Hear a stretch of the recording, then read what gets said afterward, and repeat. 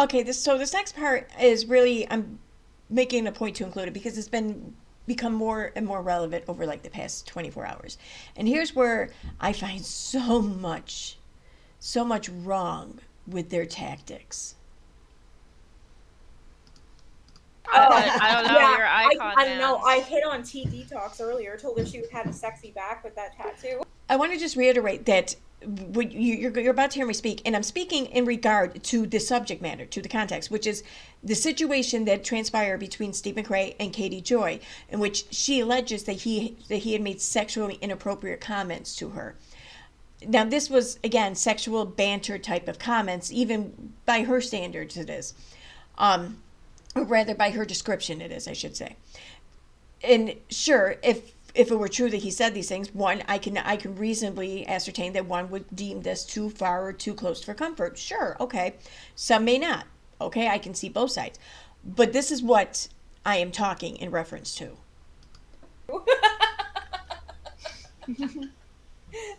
Oh God.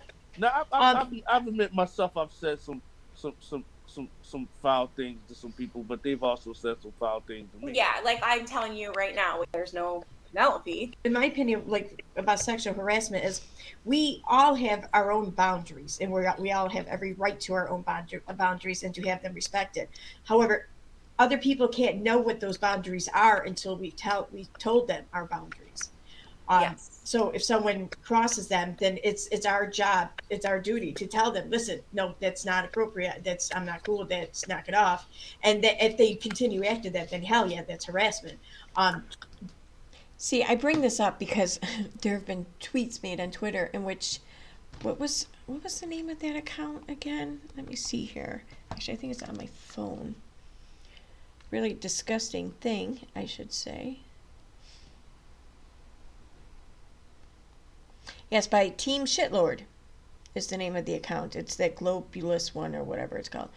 In which they say, with that remark she made, all ours by unknown persons, not our at all. It's just lack of communication from the victim who did not set clear boundaries. In a way, I wish she would experience some of the possible results of her statement. As long as she's not really hurt, that is. Yeah. The result of my statement would be someone establishing boundaries to a colleague or a friend or whatever in regard to breaking balls. That would be the result of my statement. Or the result of my statement would be someone not establishing boundaries and someone just ignoring or not being able to read a room. See, I may say this because, sure, most people can kind of pick up when they say something that's causing someone to feel uncomfortable. And that's what we're talking about here. Just things that make people feel uncomfortable that are stated. We're not talking about actual assault here.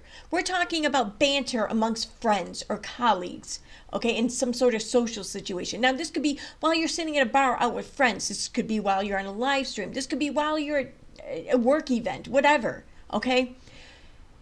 If people are saying things that make you feel uncomfortable, they can't know. Maybe they can pick up on it, but not everyone can. You can't expect everyone to instinctively know and be able to read your mind if what they're saying would be deemed acceptable by some. So in which case, that's where I state that the responsibility lies on each of us. If we're witnessing someone saying things that are a dirty joke, whatever, that's making us feel uncomfortable, then they can't know that we're uncomfortable unless we tell them we're uncomfortable. That's my whole point. But these assholes want to equate that to sexual assault. That's what they want to equate it to. And then they want to equate me to just simply say, oh, well, every victim, it's their own fault for not setting boundaries right, Fuck you.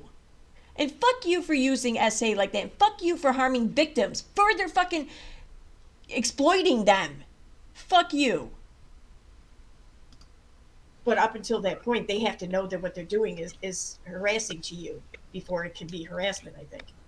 Actually, that's not necessarily true in the workplace. So in the workplace, you can overhear something, like a conversation could happen, and you're like, hey, did you hear this dirty joke? And yeah, I already explained all this. It was a YouTube fucking live stream call. That's not a workplace. It's a social setting. It's a social fucking setting. It's not a job. She didn't get paid for her appearance there. So you can't even argue like the whole independent contractor thing or whatever. Or self-employment thing. Because she wasn't getting paid for her presence on that stream. the person next to you has to like be a witness to this dirty joke and they don't appreciate it, they can actually go to HR and say, hey, there's an issue. So in the case of KJP, she's got this unique situation where it is like she is getting paid for it. She is. No, it is that's not a job. workplace. YouTube is not a job. Absolutely not. So her job, she was not a not her job. pay. Somebody should need to tell Steve that. That's like, give him the memo. But you. Why? What does that matter? We're not talking about Steve here. Steve hasn't made any claims of sexual harassment.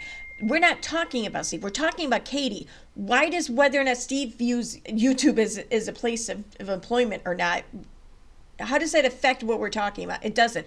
No, but your mind is just constantly on all things Steve because of your fucking hate for him.